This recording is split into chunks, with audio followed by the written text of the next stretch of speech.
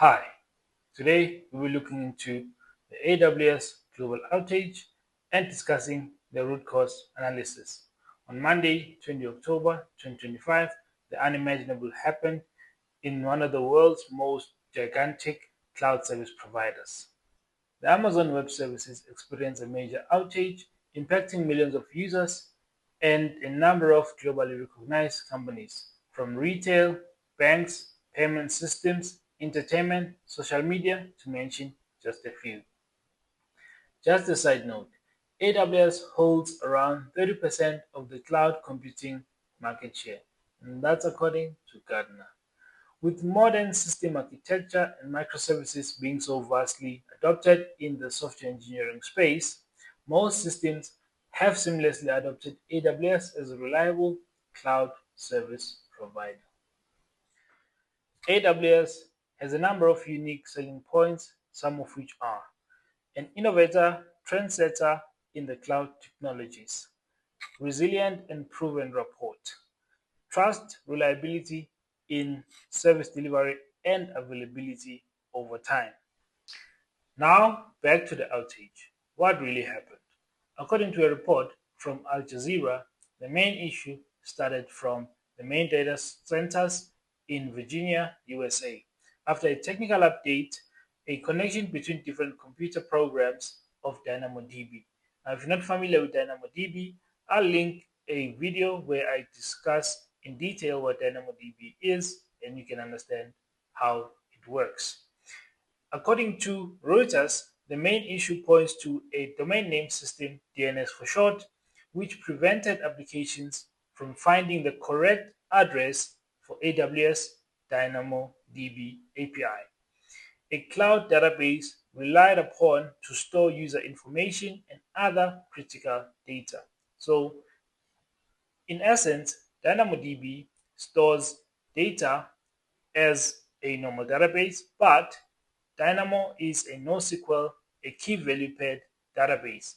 So what it does is it has a key to identify a user and it has a snapshot of a record of that particular user's data. So it can store various details.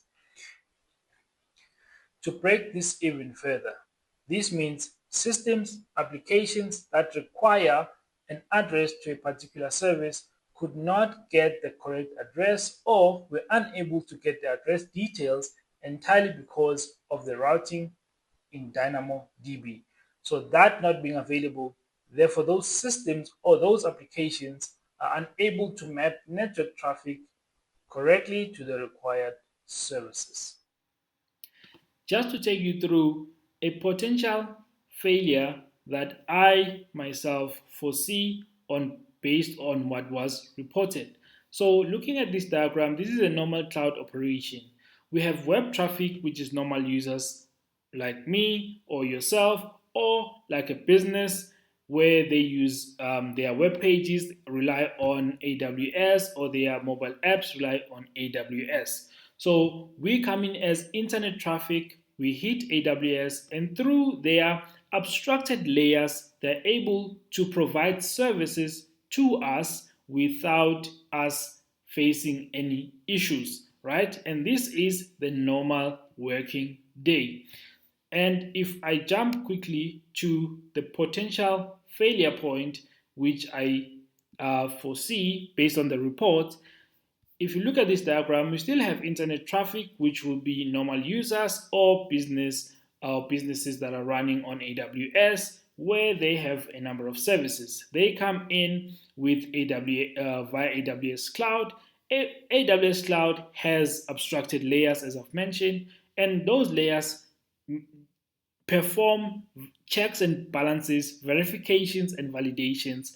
And one of them happens to use the Amazon DynamoDB, which therefore is able to say if you are this customer and you, as that customer, has access to a number of services, we need to validate that against our DynamoDB so we get your records to know what services you have and will be able to provide you access to those core services at this point. But if Dynamo is unavailable or Dynamo is unreachable in this instance, Therefore, we cannot confirm which services belong to you, and then we cannot give you access to those services until the verification succeeds.